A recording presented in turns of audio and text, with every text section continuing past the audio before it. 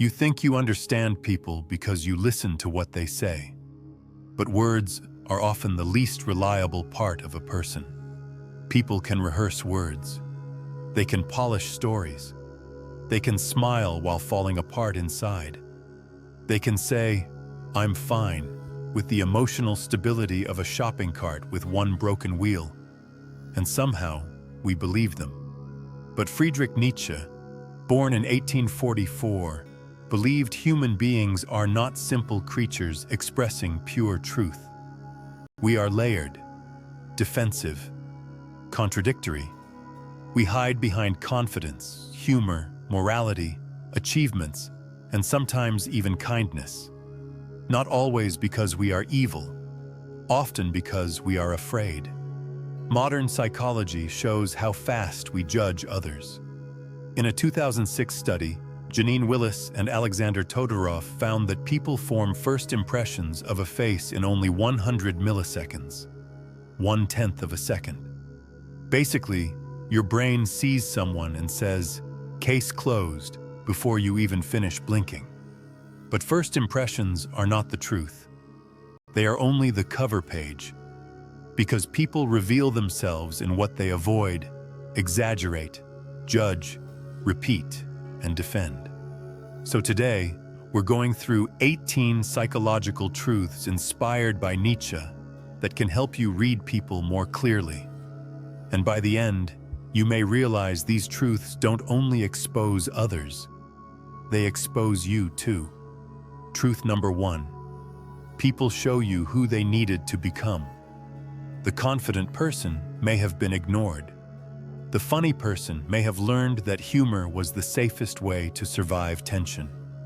The cold person may have learned that emotions were dangerous. Personality is often armor. So don't only ask, "What are they like?" Ask, "What did they have to become to feel safe?" And once you see the armor, watch where it cracks. Truth number 2. Discomfort reveals the truth. Anyone can look calm when life is easy. But when a topic gets too close, the body reacts. Their voice changes. Their face tightens. They joke too quickly. They suddenly need to check their phone. Research on micro-expressions suggests some emotional leaks can last from 1/25th to 1/5 of a second. That means the truth can cross someone's face faster than bad Wi-Fi disappears. If someone gets defensive around money, money may represent shame, control, or fear. If someone shuts down around love, love may not feel romantic to them. It may feel dangerous. And discomfort usually has a favorite disguise. Truth number 3. Criticism is often projection. The person who constantly attacks attention seekers may secretly crave attention. The person who hates weakness may be terrified of vulnerability. The person who calls everyone fake may be hiding a version of themselves they don't want anyone to examine. Nietzsche saw judgment as a confession in disguise. When someone repeatedly attacks the same type of person, listen carefully. They may not be describing the world. They may be describing their wound. Truth number 4. Exaggeration reveals insecurity.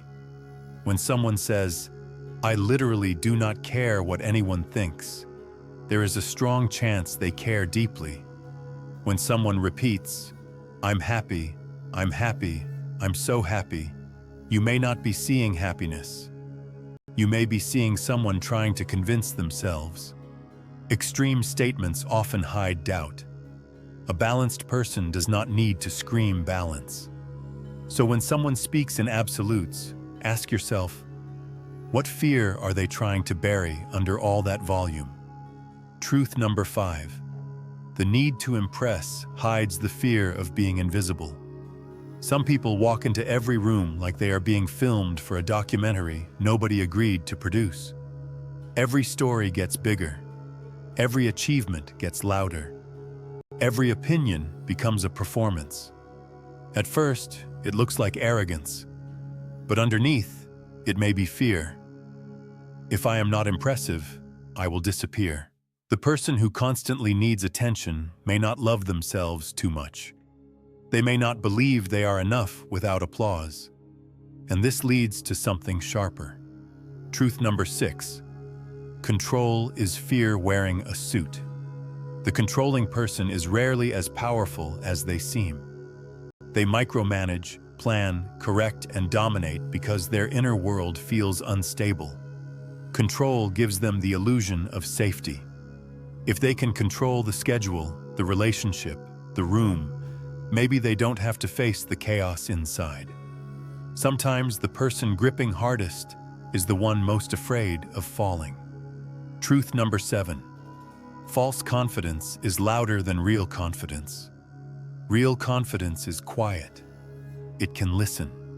It can be wrong. It can admit ignorance without collapsing. False confidence performs. It compares. It dominates. It interrupts. It needs witnesses. The insecure ego needs to win every conversation because losing feels like survival. So when someone cannot stop proving themselves, don't just watch their confidence. Watch their fear.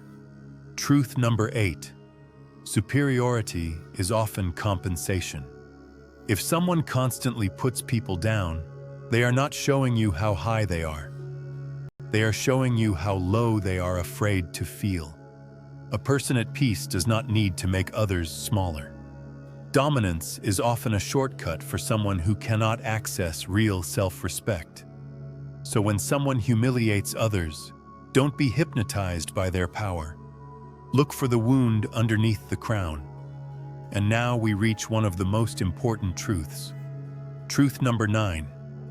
People lie to themselves before they lie to you.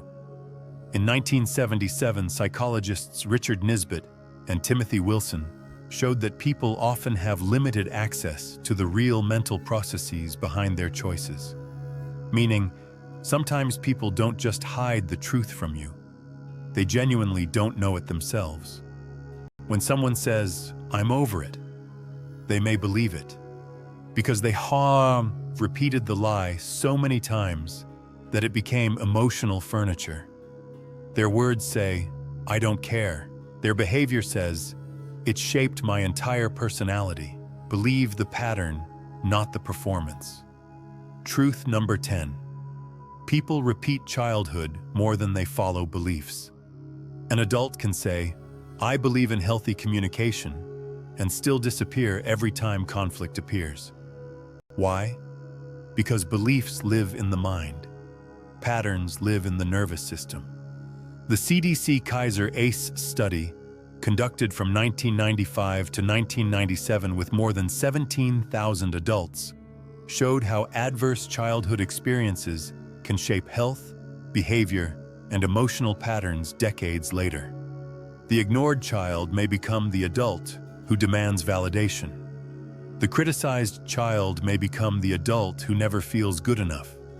The child who had to stay quiet may become the adult who cannot express anger without guilt. People think they are choosing freely. Often, they are reenacting what once felt normal. And this is why, here on Rewire Your Brain, the goal is not just to analyze people. It is to understand the programming beneath the behavior. Because once you see the program, you can begin to rewrite it. But we're not finished. Truth number 11. Envy often hides inside attack. People don't always attack what they hate. Sometimes they attack what they secretly want, but don't believe they can have.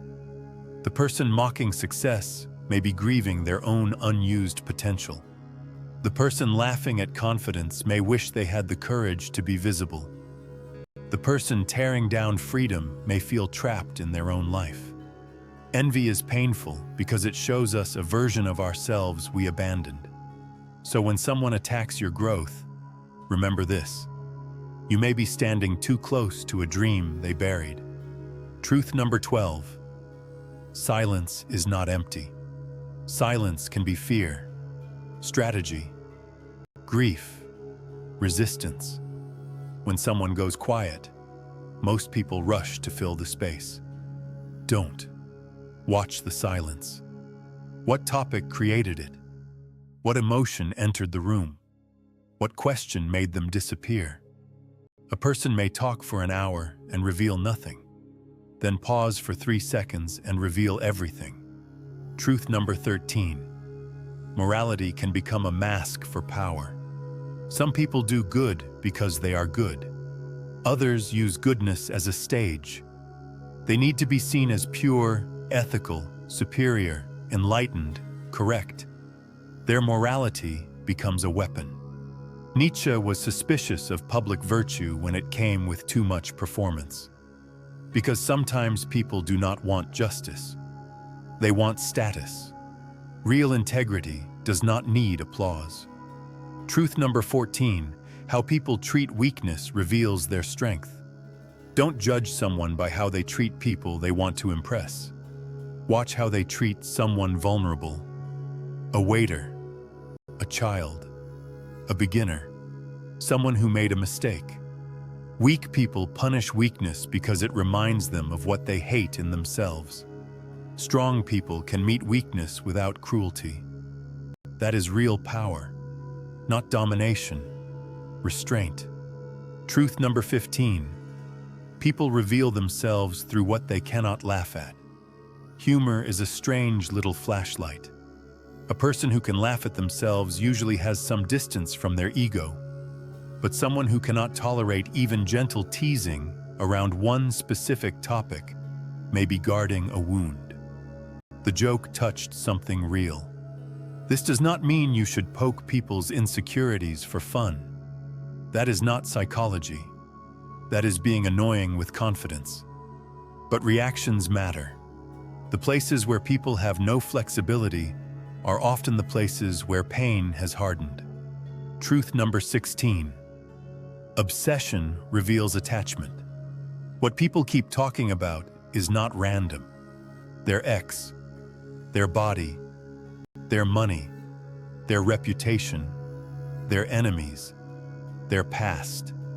Obsession is attention trapped in a loop. If someone says they are done with something but brings it up every day, they are not done. Their mind is still negotiating with it. The repeated topic is the unfinished story. Truth number 17. The body tells the truth before the mouth does. A person can say, "I'm relaxed," while their shoulders are basically auditioning to become earrings. They can say, "I'm not angry," while their jaw is preparing for battle. They can say, "It's fine," in a tone that suggests it is absolutely not fine. The body leaks what the ego edits. This doesn't mean you should overanalyze every blink like a low-budget detective. But when words and body language disagree, pay attention. And finally, truth number 18. Patterns are the real confession. One action can be an accident. A repeated action is information. A 1992 meta-analysis by Nalini Ambady and Robert Rosenthal found that thin slices of behavior, observations under 5 minutes, could predict interpersonal outcomes with meaningful accuracy. In simple terms, small patterns can say a lot. Someone who always disappears when intimacy grows is telling you something. Someone who always chooses unavailable people is telling you something. Someone who always creates chaos before success is telling you something. Patterns are the language of the unconscious. So stop obsessing over isolated moments. Study the pattern. That is where the truth lives. Now here is the final twist. Everything we discussed applies to others, but it also applies to you. Your criticism, your exaggerations, your silence, your need for control, your repeated patterns, your emotional reactions that feel logical but are actually old wounds wearing adult clothes. Nietzsche's real challenge was not simply to see through other people. It was to see through yourself. Because once you understand why people wear masks, you have to ask a harder question. What mask are you wearing? And what would happen if you stopped needing it? If this video made you think of someone, or made you recognize something in yourself, write in the comments which truth hit the hardest. And if you want more videos that decode human behavior, psychology, and the hidden patterns running your life, subscribe to Rewire Your Brain. Because the goal is not just to read people better. The goal is to finally understand what has been reading you.